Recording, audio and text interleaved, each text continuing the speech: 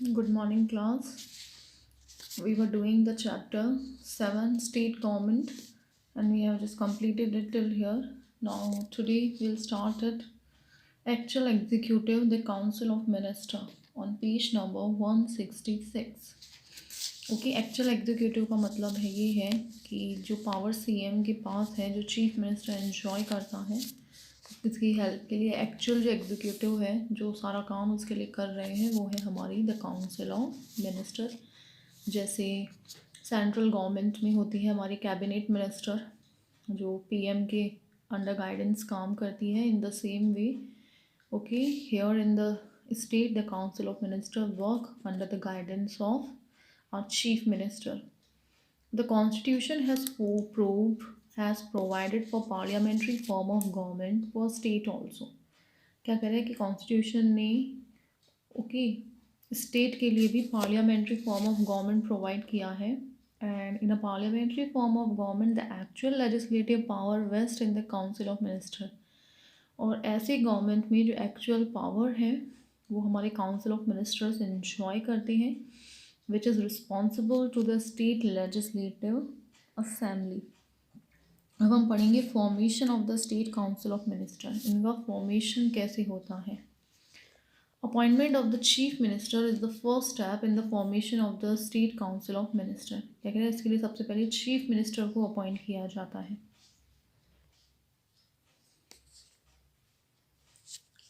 Appointment of the chief minister is the first step in the formation of state council of minister. State council of minister की formation के लिए सबसे पहले chief minister को appoint किया जाता है। According to section 164 the governor appoints the chief minister. Okay, हमारा गवर्नर चीफ मिनिस्टर को अपॉइंट करता है and will then appoint the council of ministers with the advice of chief minister. और बाद में चीफ मिनिस्टर की एडवाइस से ही वो काउंसिल ऑफ मिनिस्टर्स को भी अपॉइंट करता है। The traditional principle followed in this regard is that the leader of the party in majority in state legislative assembly is appointed the chief minister by the governor. और chief minister कौन बनता है, जो party जीत जाती है, जिस party को majority मिलती है ज़्यादा, उसका जो हेड होता है, उसका जो लीडर होता है, उसी को चीफ मिनिस्टर बनाया जाता है। Selection of ministers. Okay, council of ministers को किस तरीके से सेलेक्ट किया जाता है। Other ministers are selected by the chief ministers. बाकी मिनिस्टर्स को चीफ मिनिस्टर सेलेक्ट करता है and he provides the list of respective ministers and the portfolios to the governor. और जो मिनिस्टर वो अपॉइंट करता है उनकी पोर्टफोलियो की लिस्ट गवर्नर को दे देता है। The chief minister is exclusively responsible for the formation of council of minister. इसको बनाने के लिए सीएम ही रिस्पॉन्सिबल होता है। The number of these minister is also decided by CM. कितने मिनिस्टर होगी ये भी सीएम ही डिसाइड करता है। According to the 91 constitutional amendment the size of the number of member of council of ministers had been capped at 15% of the number of member of legislative assembly. और इसके ministers कितने होने चाहिए, legislative assembly के जो members हैं उसके 15%। Next, all the regions and sections of the states are provided lawful representation in the Council of Ministers. जितने भी एरिया है, सेक्शन है स्टेट में, सबको लॉफुल रिप्रेजेंटेशन दिया जाता है। Usually the chief minister appoints the council of minister from his party, by which the council may function in an integrated form. Usually जो chief minister है वो अपनी ही पार्टी के में से काउंसिल ऑफ मिनिस्टर्स को अपॉइंट करता है और बाद में वो एक इंटीग्रेटेड फॉर्म में यूनिटी से वर्क करते हैं। Qualifications of the ministers. Minister की क्वालिफिकेशंस क्या होनी चाहिए। It is mandatory for all the members of council of ministers that they should be A member of any house of the legislature. इनके लिए compulsory है कि वो लेजिस्लेचर के किसी भी हाउस के मेंबर हो। If at the time of appointment minister is not a member of any house of the legislature, then it is mandatory for him to secure membership of legislature within 6 months of his appointment. Okay, अगर appointment के समय वो member नहीं है तो उसे 6 month का time दिया जाता है कि 6 मंथ के अंदर अंदर वो किसी भी हाउस का मेंबर बन जाए। If he fails to do so then he is to resign from the council of minister. अगर वह ऐसा नहीं कर पाता तो उसे काउंसिल ऑफ मिनिस्टर से रिज़ाइन करना पड़ता है। Distribution of portfolio between the ministers के बीच में उनकी जो काम है, वर्क है, वो कैसे डिस्ट्रीब्यूट किया जाता है। The governor distributes portfolios among the council of minister after taking advice from the chief minister. CM से एडवाइस लेने के बाद जो गवर्नर है, सीएम से एडवाइस लेने के बाद गवर्नर काउंसिल ऑफ मिनिस्टर्स को उनकी पोर्टफोलियो डिस्ट्रीब्यूट करता है। Usually there is a single department under one minister, but in some cases there can be more than one department under a minister. Okay, usually एक minister एक ही department को देखता है, बट कई बार ऐसा भी होता है कि एक मिनिस्टर्स एक से ज़्यादा डिपार्टमेंट को भी देख सकता है। Oath taking by the minister. Oath taking means शपथ लेना। Before assuming their office the ministers have to take 2 types of oath in front of the governor. क्या कह रहा है कि अपना काम स्टार्ट करने से पहले मिनिस्टर को गवर्नमेंट के सामने 2 तरीके की शपथ लेनी होती है। First is the oath of fulfilment of duty in office. पहला तो वो कि अपना वर्क अच्छे से फुलफिल करेंगे। Second is the oath of secrecy. Second है कि वो अपने काम को सीक्रेट रखेंगे, बाहर किसी से शेयर नहीं करेंगे। सेकेंड है कैटेगरीज ऑफ मिनिस्टर। मिनिस्टर कितनी तरीके के होते हैं। There are 3 categories of minister in the state council of ministers also. यहाँ पे भी 3 तरीके के काउंसिल ऑफ मिनिस्टर्स होते हैं। फर्स्ट है कैबिनेट मिनिस्टर और member of council of ministers. Second है स्टेट मिनिस्टर और थर्ड है हमारी deputy ministers. Cabinet ministers are the most powerful. ये सब कैबिनेट मिनिस्टर सबसे ज़्यादा पावरफुल मिनिस्टर्स होते हैं। And cabinet jointly decides about the government policies, और ये मिलके गवर्नमेंट की पॉलिसीज़ को डिसाइड करते हैं। Some state ministers can be allocated independent department. कुछ स्टेट मिनिस्टर्स को अलग अलग डिपार्टमेंट दिए जाते हैं। And some help the cabinet ministers in fulfilling their duties and responsibility. और जो कुछ है वो कैबिनेट मिनिस्टर की हेल्प करते हैं उनके काम, उनके रिस्पॉन्सिबिलिटी को पूरा करने में। स्टेट मिनिस्टर्स की बात आते हैं हमारे deputy ministers, who function in the form of assistant to the cabinet minister. ये कैबिनेट मिनिस्टर की हेल्प करने के लिए अपॉइंट होते हैं। नेक्स्ट है tenure of council of ministers. Time period कितना है इनका। The tenure of the council of minister depends upon the confidence of the legislative assembly. ये लेजिस्लेटिव असेंबली की कॉन्फिडेंस पे डिपेंड करता है। जब तक उनको सेटिस्फाइड करके रखेंगे, अच्छे से वर्क करेंगे, तब तक वो अपने उसमें रह सकते हैं। Generally the tenure of the council of ministers maximum period of 5 years. Generally ये 5 ईयर्स का होता है। Because the tenure of the legislative assembly is also 5 year. क्योंकि लेजिस्लेटिव असेंबली का टाइम पीरियड भी 5 ईयर्स है, तो इनका भी जनरली 5 ईयर्स होता है। लेकिन 5 ईयर से पहले भी इन्हें हटाया जा सकता है अगर ये लेजिस्लेटिव असेंबली में अपना कॉन्फिडेंस खो देते हैं। फिर है collective responsibility. The council of minister is collectively responsible to the legislative assembly. ये लेजिस्लेटिव असेंबली के लिए रिस्पॉन्सिबल होते हैं। If legislative assembly passes a non confidence motion against a minister, अगर इनके लिए नॉन कॉन्फिडेंस मोशन इनके अगेंस्ट पास कर दिया जाए और reject a bill presented by a minister, या किसी मिनिस्टर का पास किया हुआ बिल रिजेक्ट हो जाए, then entire council of minister has to submit its resignation. तो सबको एक साथ रिज़ाइन करना होगा। ओके, तो इन सबकी कलेक्टिव रिस्पॉन्सिबिलिटी है। Salary and alliances. According to section 164(5) of the Constitution, the state legislature has the right to fix the salary and allowances of the minister.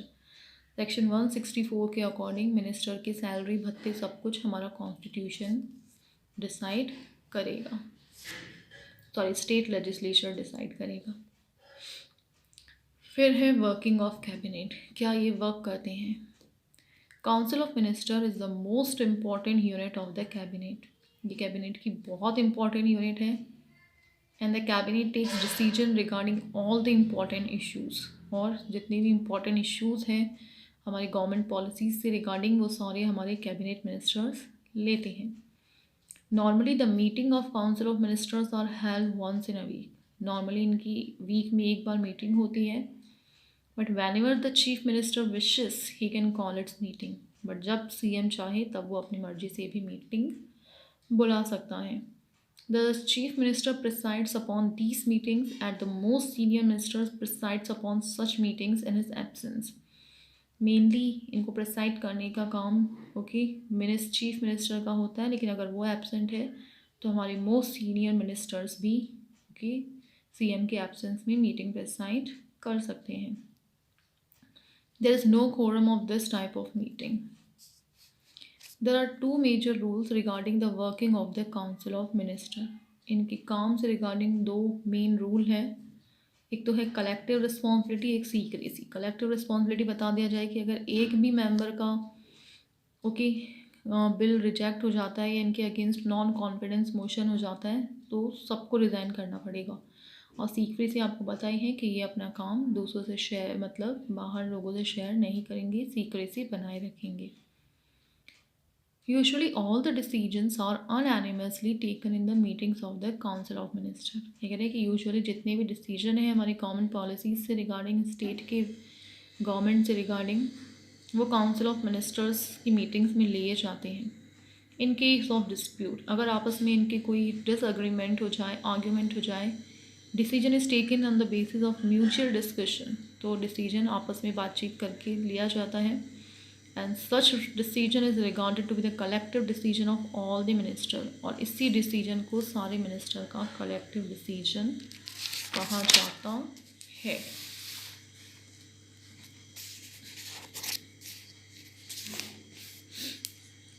Every member of the council of minister take the oath of secrecy. हर एक member secrecy की शपथ लेता है. and all the proceeding and decisions of the council of ministers are kept secret.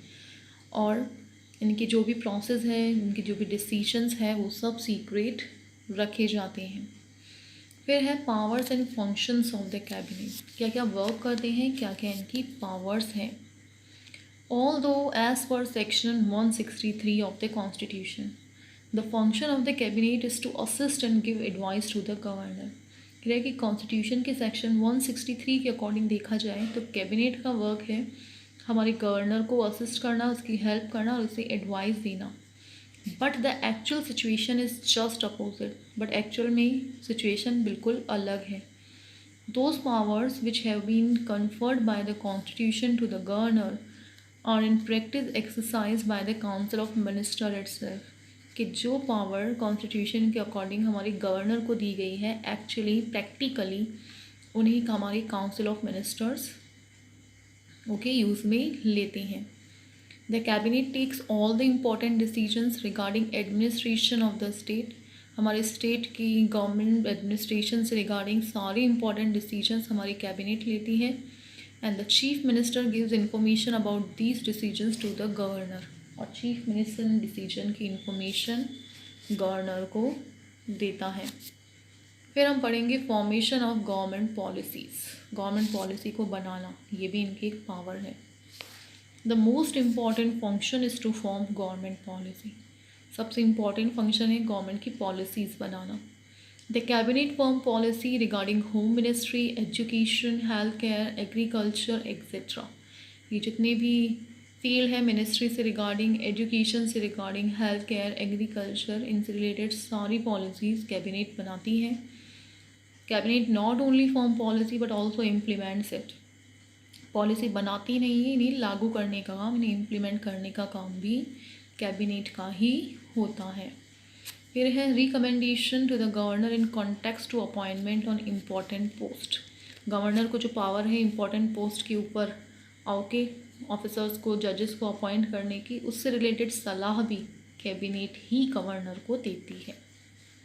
According to the Constitution, the governor appoints the chief judges chairman and the member of the State Public Service Commission.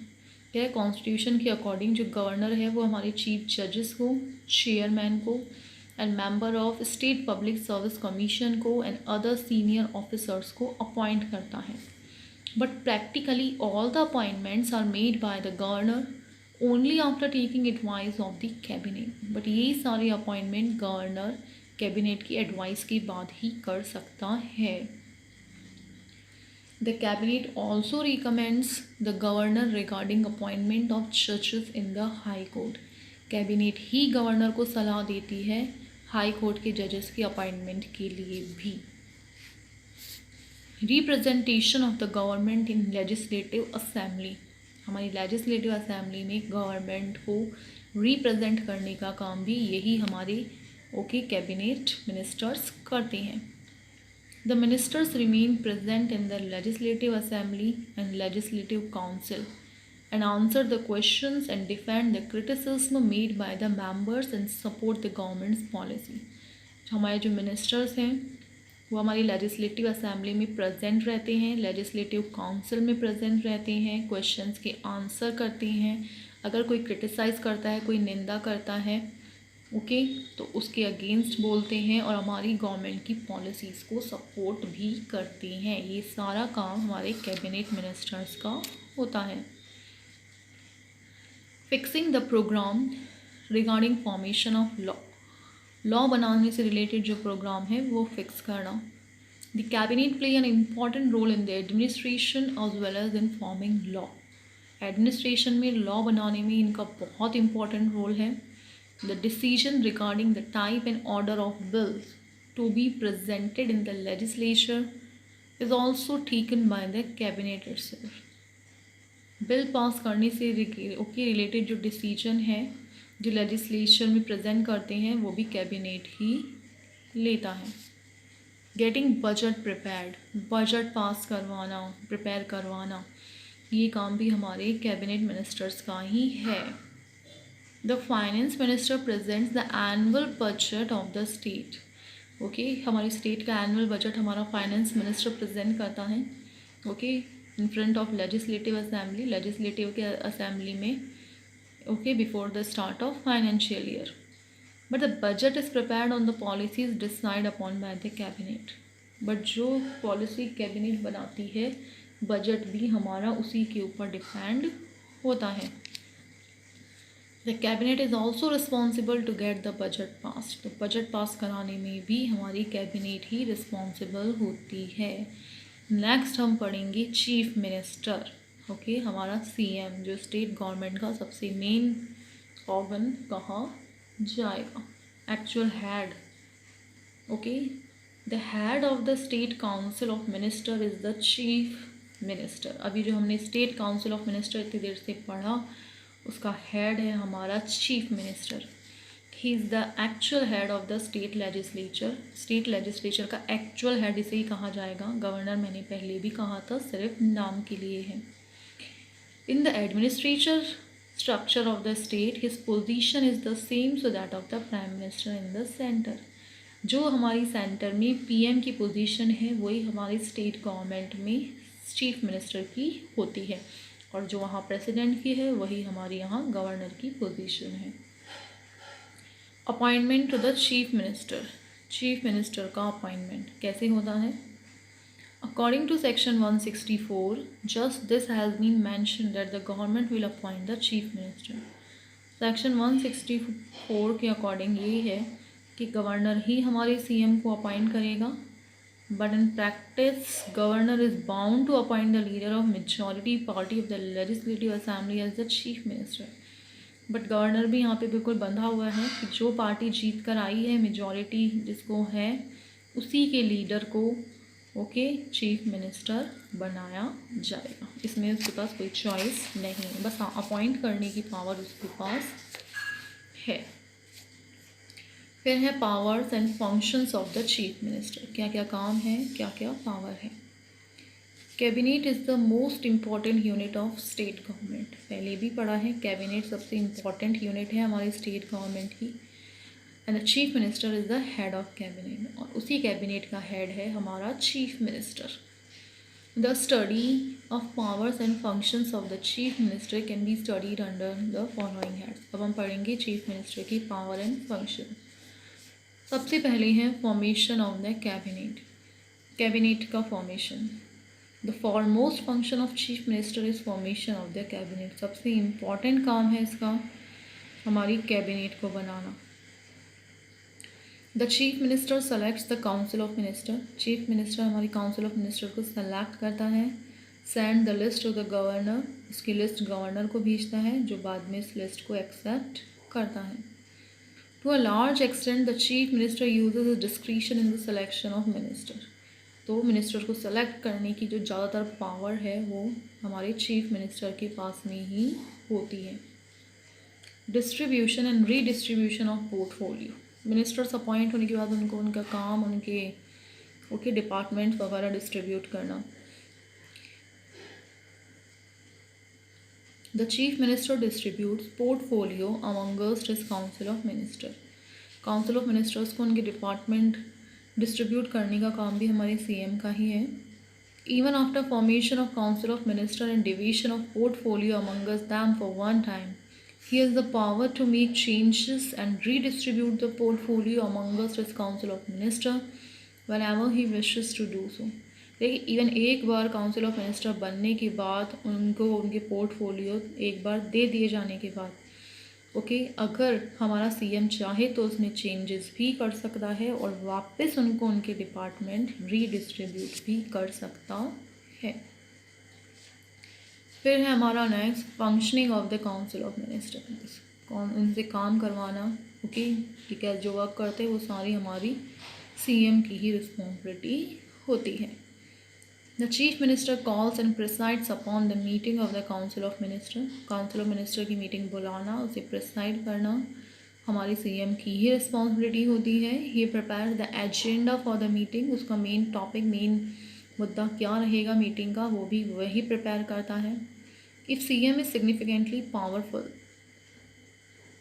then the entire proceeding of the Council of Ministers takes place as per his wish। अगर CM हमारा सच में बहुत powerful है तो definitely council of minister की जो भी proceeding है उसकी मीटिंग में जो भी सब कुछ चल रहा है वो उसी की विश उनकी इच्छा के अनुसार होगा। Coordination between various departments of the government की जो अलग अलग डिपार्टमेंट है उसके बीच में कोऑर्डिनेशन बैठाना, उन्हें मिलजुल के काम करवाना। The chief minister make efforts to ensure that all the department of the government function in the form of a single integrated unit. ये हमारी चीफ मिनिस्टर की रिस्पॉन्सिबिलिटी है, उसी को इस चीज़ के लिए एफर्ट्स डालने पड़ेंगे कि गवर्नमेंट की जो भी डिपार्टमेंट है वो एक यूनिट बन के यूनिटी से काम करे।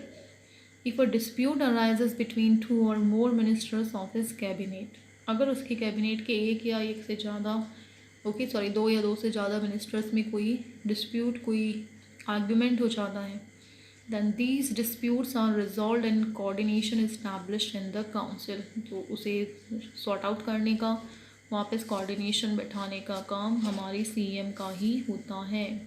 Establisher of interrelationship between the council of minister and governor, council of minister governor के बीच में एक रिलेशन बिठाने का काम, स्टैब्लिश करने का काम सीएम ही करता है, दोनों के बीच में मीडिएटर का काम करता है।